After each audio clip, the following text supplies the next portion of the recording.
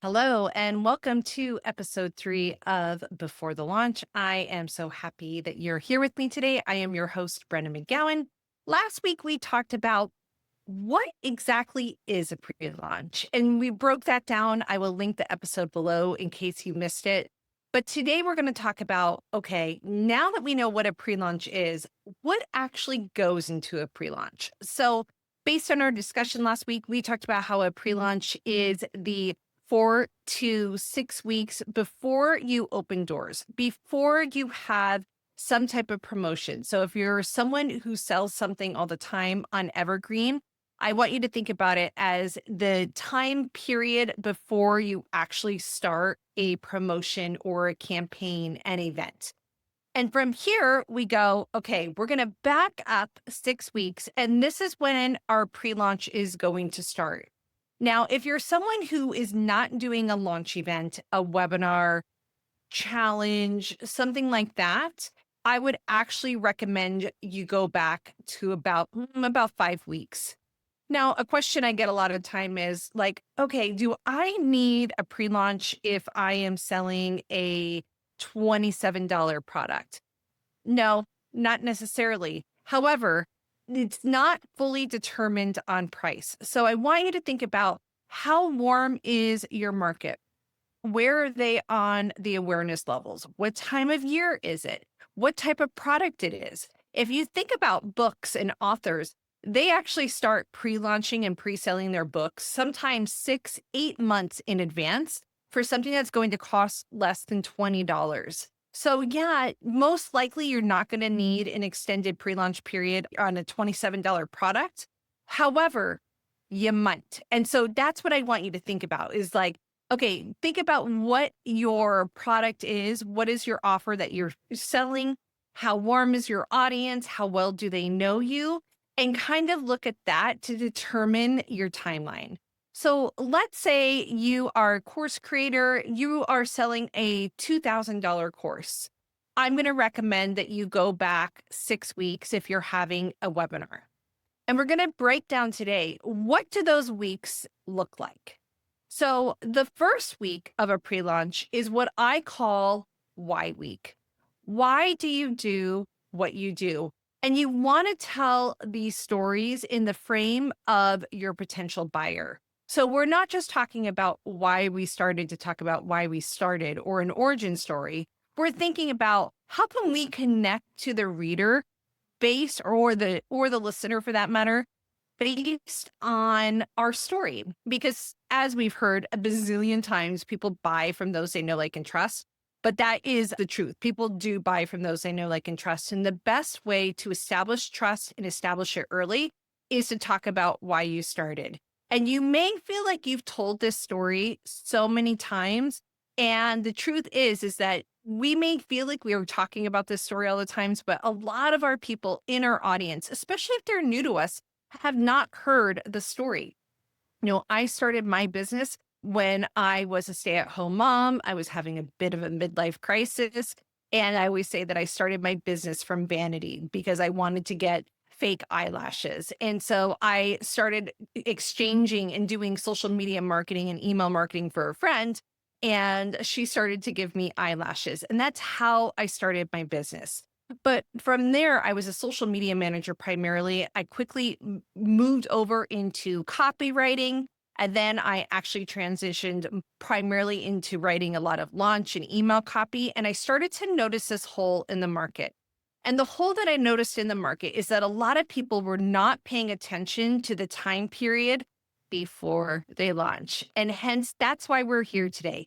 We're talking about what you need to say and do before you ever sell anything. So I just gave you a quick 1 minute why story on why I do what I do. Now, if I was doing this during a pre launch, I would actually extend this out and talk about this all week long. So that's my first week. The second week in a pre launch is pain points week. And we'll go into each of these weeks in more depth in a future episode. But here I just want to give you a quick rundown of what this looks like. So for week 2 for pre launch is what I call pain points week. This is a time period where you want to tap into What is going on in someone's life? What is the pain that they're having in terms of the problem you solve? Now, something, and once again, we'll go over this a little bit more in a future episode, but I don't want you solving the pain, right? What we want to do is in our content, we want to give someone a step by step on how to solve the pain, when in fact, a lot of times what they need to hear from us, especially right before a promotional period, is they just need to know that they are in good hands, that you understand, that you empathize where they are at and the pain that they are going through. They want to feel seen, heard, understood, validated. And that is what you want to do in week number 2. Week number 3 is what I call myth week. This is where you are going to bust a myth. You're going to think about how you can actually shift the way people think about their problem, about the solution, or about themselves. So you want to spend time thinking about what are the myths, the things that people that believe that aren't necessarily true, that hold them back from getting the answer or the desired transformation that they are looking for. Okay, now we're going to go into week number 4. Week number 4 is an objection week. And I want you to think about objections is what is the thing that stops people from buying from you? And I want you to go a step deeper than time and money. I want you also to keep in mind that when we're talking about pre-launch, we are not selling the offer. We're selling the idea behind the offer. We're selling the method behind their offer.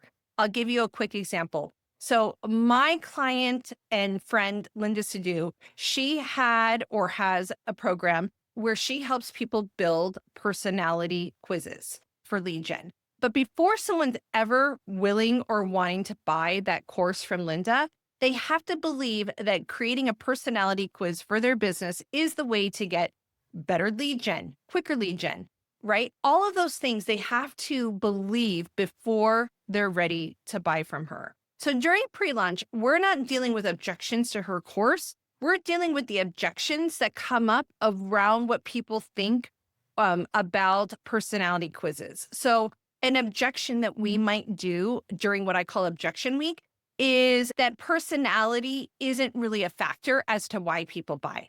So we would want to create some sort of content during our pre-launch that actually taps into why understanding someone's personality is the key to getting them to buy quicker, right? So that's what I want you to think about here is like, what are the things that silently stop people from buying from you?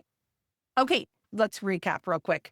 Week number 1 is why week. Week number 2, pain point week.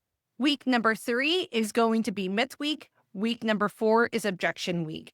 Now, once we do all of these weeks, I want you to think about what is the desired transformation. What is the thing that someone wants when they go through my course, when they join my membership, when they take advantage of my one-on-one services? What is that desired transformation? And this has a lot to do with future pacing people as to what their life is going to look like when they solve this problem. We really want to paint a very clear picture of this during week number 5. Okay, and then the last week is what I would call fill up week. So if you are having a launch event, you are doing a webinar, you are doing a challenge, whatever that looks like, you're going to spend the next week to 10 days approximately, no longer than 2 weeks is what I suggest, on getting people into and signed up for that particular masterclass, whatever that launch event is. Okay, so we went over really quickly what this looks like, but I want you to have an idea of not only what a pre-launch is. So you can see here is that a pre-launch isn't just building buzz and telling people something is coming up, which is very much part of a pre-launch. We're actually taking the time to tap into the buying psychology of what someone needs to hear or see before they launch. Now, if this is something that you are like, oh my gosh, yes, this is what I want, go over to my website, brennamcgowan.co. There's ways that you can work with me. We can talk about how we have the pre-launch plan program. You can work with me one-on-one. But if you want your next launch to be more effective, if you want your next launch to not feel like such a slog where you're trying to convince people last minute, doing a pre-launch is super important. Okay, next week we're going to talk about why a waitlist is not a pre-launch and also what I suggest instead for most clients and customers and my students that is not a waitlist. So, look forward to seeing you next week. Thanks.